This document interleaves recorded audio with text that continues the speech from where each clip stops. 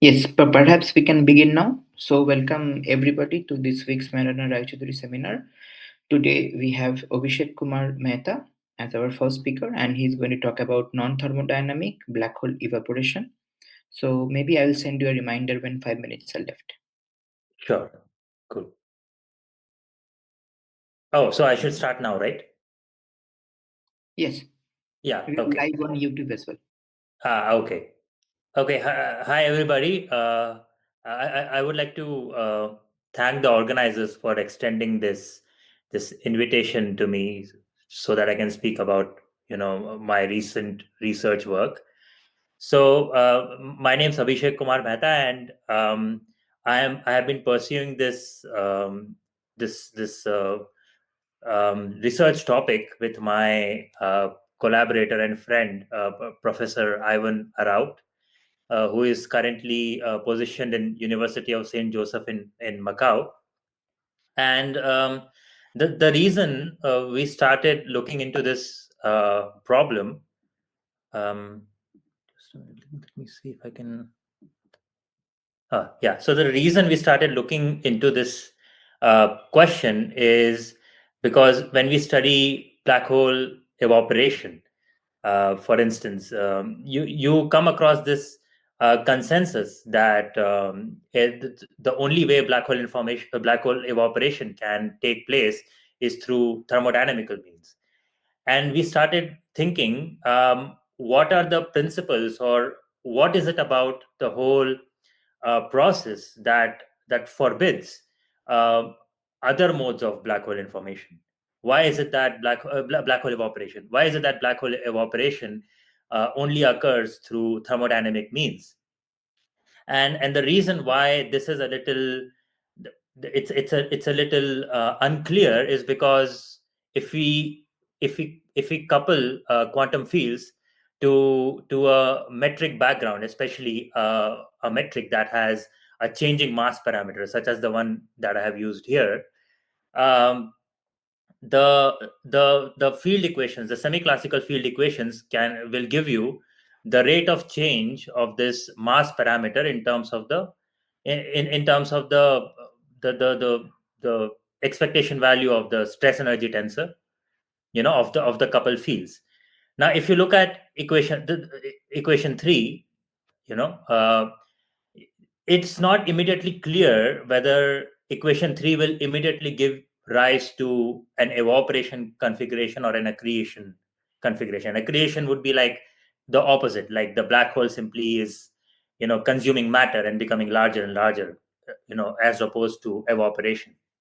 So so when you are coupling quantum fields to such a metric, it's not very clear from the computation itself that you would only have evaporation processes. So that is one aspect. And second aspect is that even within the evaporation configurations, it's not clear that all configurations would be mediated by thermodynamical processes. Okay.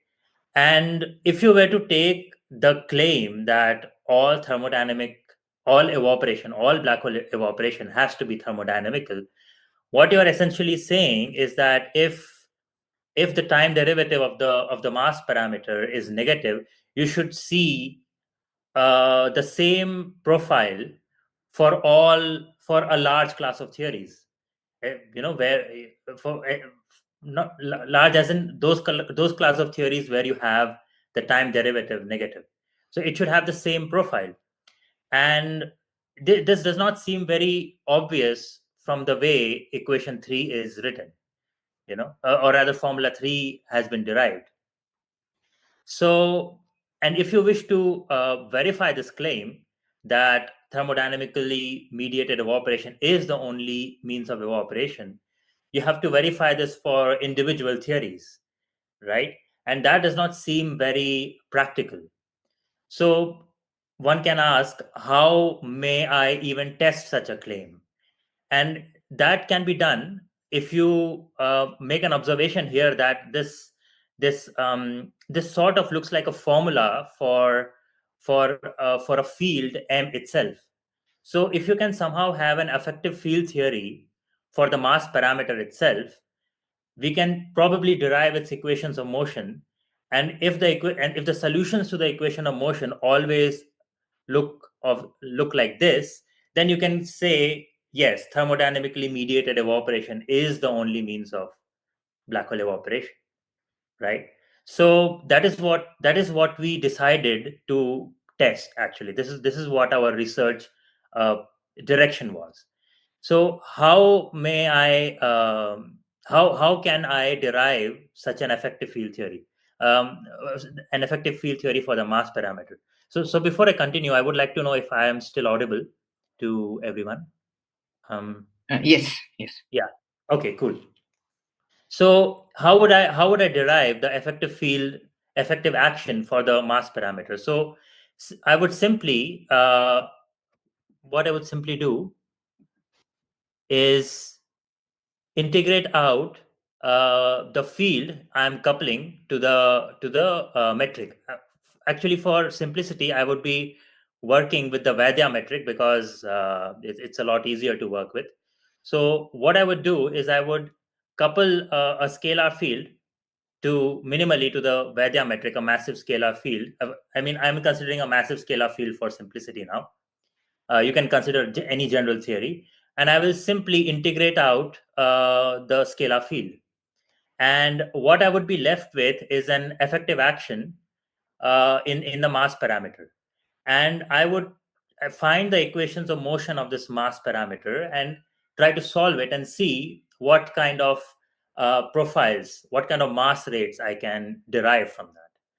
So, if you do that um, by implementing the right boundary conditions, you would get some effective action of this kind. Yeah, the calculations are a little tedious, but they are straightforward. So I'm not going to go into that detail, but you can derive an effective action for the mass parameter, and this is the equation of motion for the case where we are discussing massive scalars. And if you try to solve it, one of the solutions uh, look like this. And this solution is very interesting because the time derivative is actually positive here. So this is not an evaporating solution, this is actually an accreting solution. So from here what we learn is that just because you couple quantum fields to a background scalar, a background metric, an evaporating solution is not guaranteed. So this actually justifies our suspicion that maybe thermodynamical means uh, is not the only means of black hole evaporation. Okay. And this solution which you have obtained is actually very familiar, will become more familiar if you go to large mass regimes. In the large mass regimes, the rate of um, change of the mass parameter is proportional to m square, and this is the same profile you also see in the Bondi accretion formula. So this is the Bondi accretion formula, and as you can see that there is a consistency here. So from this whole methodology, you can actually get a very sensible answer. You know, so it also kind of justifies. So it's also like a consistency check, you can say, of our computations.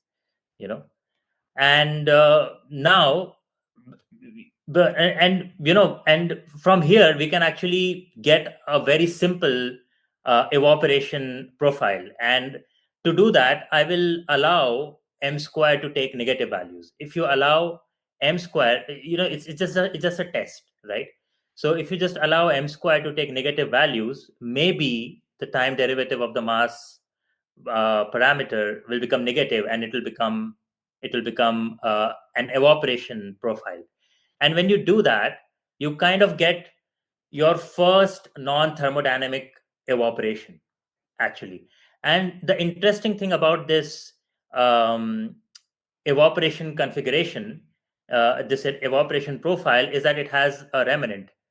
as in if the mass of your black hole, if the initial mass of your black hole is greater than some cutoff mass, it will decay to that cutoff mass.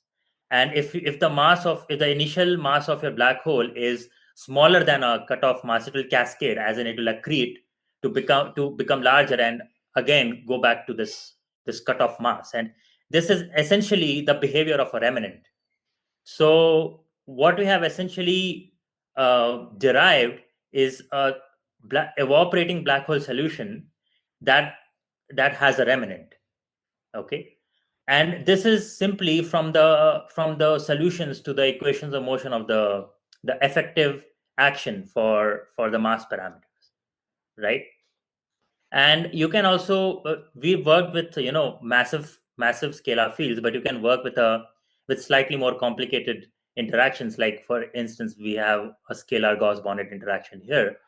You can get some other mass rates. And the interesting thing about this mass rate is that it has a term that vaguely is recognizable.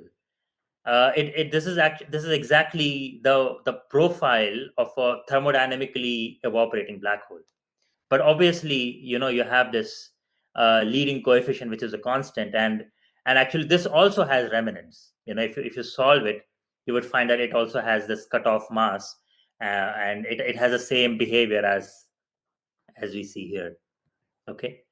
Now the thing is that up until now we have seen that this effective field theoretic method is only giving you non-thermodynamic evaporation. So you might suspect this mathematics, because it's not giving you the standard Hawking picture, right? So to do that, we simply have to feed in the assumptions that went into the computation of Hawking radiation. And one of the key assumption was S wave dominance.